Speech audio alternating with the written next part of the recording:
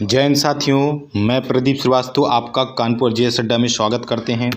For railway B27 candidates के लिए जो स्ट्रगल चल रहा है उसी की दिशा में हमारे एक RRC से और सूचना निकल कर आ रही है, जो कि निकल कर आ रही है एक RRC के द्वारा कि वहां पर बहुत सारे कैंडिडेट्स का कैंडिडेचर कैंसिल कर दिया गया है। वीडियो में आगे बढ़ने से पहले अगर आप वीडियो पे नए हो, चैनल पे नए हो, तो चैनल को सब्सक्राइब कर लीजिए, बेल बटन को प्रेस कर लीजिए कि रेलवे की पल पल आने वाली अपडेट्स आप तक मिलती रहें। और वीडियो अच्छा लगे तो लाइक कर दीजिए। वीडियो में बढ़ते हैं। सबसे पहले देखते हैं कि आज किस जोन से ये सूचना निकल के आ रही है। तो ये सूचना हमारे निकल के आ रही है रेलवे ईस्टर्न रेलवे कोलकाता से। ईस्टर्न रेलवे कोलकाता ने क्या किया है, पढ़ लेते हैं पूरा नोटिस। इनका आज ही 12 तारीख का निकाला हुआ है, 12/11/2024 का नोटिस है। इसमें कैंसिलेशन ऑफ कैंडिडेचर इनका अगेंस्ट द CNRRC 1/2019 का इनका कैंसिल कर दिया गया है candidature.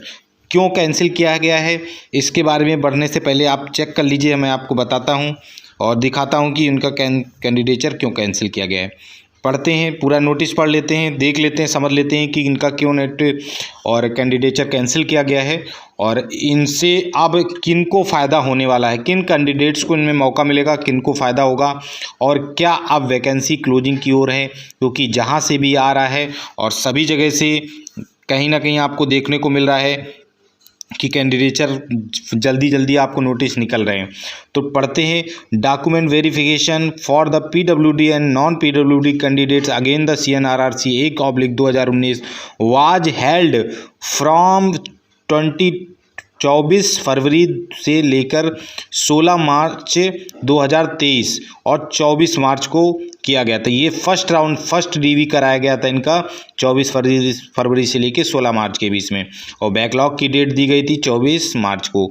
First round of DV था। इनके बाद सेकंड 11 मार्च से लेके 15 मार्च तक चला, 19 मार्च 2024 तक इनका किया गया है। ये 2023 का था, 16 मार्च से 2023 में कराया गया था। इसके जस्ट एक साल बाद, लगभग एक साल बाद सेकंड DV कराया गया और इसके बाद 29 जुलाई 2024 से लेकर 6 अगस्त 2024 तक और 21 अगस्त को इसमें बैकलॉग और 21 और 22 को किया गया था। थर्ड DV संपन्न कराया गया। इसी के बाद सितंबर में इनका 4 DV कराया गया। इसी के बाद आप सितंबर से आते हैं अक्टूबर में 5th और 6th DV इनका कंडक्ट कराया गया था। और इनमें इनका पैनल देने के बाद जो कैंसिलेशन किया जा रहा है इन सभी में first DV, second DV, third DV, 4 DV, 5th DV, 6th DV जो भी कैंडिडेट्स उनकी अलग अलग प्रॉब्लम रही होंगी उनका कैंडिडेचर कैंसिल किया गया है। और पढ़ लेते हैं। सम PWD candidates have not found fit in the required medical standard and दस their candidature stand cancel. Some candidates were given ample opportunity to submit required document or the complete their medical examination or appeal for the recheck for their biometric credential. However, even after last medical examination complete, last to final call was given to these candidates have failed to submit the documents, complete their medical examination, complete their biometric verification. इनमें उन candidates का candidature cancel किया गया है जिनको प्रचुर मात्रा में कोई DV नहीं था और कोई डॉक्यूमेंट्स नहीं थे, बायोमेट्रिक नहीं था, बायोमेट्रिक मिसमैच था। उनको प्रचुर मात्रा में हर बार मौके दिए गए, फिर भी उन मौक़ों पे वो लोग नहीं सबमिट कर पाए। उसके बाद जो फाइनल होता है वो उनका कैंडिडेचर कैंसिल किया जा रहा है। इसमें 147 कैंडिडेट्स ऐसे हैं जिनका कैंडिडेचर कैंसिल किया जा रहा है। देख लेते हैं क्यों कैंडिडेचर, इन्होंने रिमार्क टिप्पणी भी किया है। ये इनकी लिस्ट दी हुई है, आप इसको देख सकते हैं, इन्होंने लिस्ट डाली हुई है और इनमें इनका not applied for the re-medical ये जो भी B2C1 ER एक ऐसा रहा है, ER SER गुवाहाटी बोर्ड ऐसे बोर्ड रहे हैं जहां पर जो सेकंड और थर्ड फोर्थ फिफ्थ 6 DB में इनको B2C1 मेडिकल स्टैंडर्ड की सीट्स ना होने के कारण इनको अनफिट करार दे दिया गया है।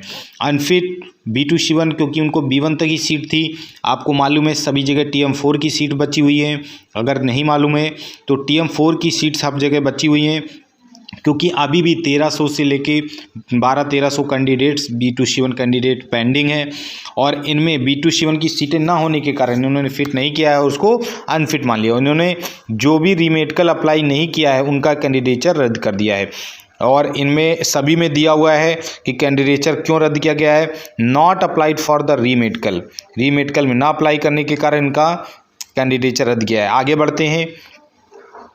इसमें कुछ साथी हमारे जिनका not submitting proper document during DV, कुछ प्रॉपर डॉक्यूमेंट ना जमा करने के कारण इनका भी DV कैंडिडेचर कैंसिल किया। जैसे कि इनका OBC का लाभ लेना था लेकिन OBC का सर्टिफिकेट नहीं जमा कर पाए या और भी कोई समस्या रही होगी, वो नहीं सबमिट करने के कारण इनको जनरल से ट्रीट किया गया होगा। जनरल में मार्क्स कम होंगे तो इनको बाहर कर दिया गया। और ऐसे did not turn up on recheck date on the 18, इनको रीचेक के लिए बुलाया गया था, डॉक्यूमेंट्स में कुछ मिसमैच होगा या किसी कोई प्रकार की गड़बड़ होगी तो ये दोबारा उपस्थित नहीं हुए तो इनका कैंडिडेचर कैंसिल कर दिया गया। सिग्नेचर मिसमैच, इनका सिग्नेचर मिसमैच है, जो इन्होंने एग्ज़ाम दिया होगा उस समय का सिग्नेचर और इस समय के सिग्नेचर में डिफरेंस होगा, इनको एक बार रीचेक का मौका दिया गया होगा और सारे कोशिशों के बाद फाइनल इनका कैंडिडेचर कैंसिल कर दिया गया है। एब्सेंट इन मेडिकल में एब्सेंट रहे हैं। इसके बाद आ जाता है 2 लोगों का एब्सेंट इन मेडिकल है और इसके बाद जो भी है एब्सेंट इन DV, इतने लड़के एब्सेंट रहे हैं। आप समझ लीजिए 41 से लेके लगभग 147 लगभग 107 लोगों ने एब्सेंट रहे हैं, DV में एब्सेंट रहे हैं। तो अब 147 कैंडिडेट्स का ये डाटा आया हुआ है। अब इनको ये जो सीट्स होंगी जो एब्सेंट खाली जा रही हैं इन पे क्या फिर से DV निकाला जाएगा, मुझे जहाँ तक लगता है, और इस पे DV आएगा। इनका 147 और जो भी कुछ सीट्स रही होंगी 147 का तो ER DV निकालेगा ही TM4 और यहाँ पर A2 to B1 medical standards के अकॉर्डिंग ही फाइनल इनको ट्रीट किया जाएगा और फिट होंगे तो उनको जो नौकरी मिल जाएगी। तो ये था ER ईस्टर्न रेलवे का।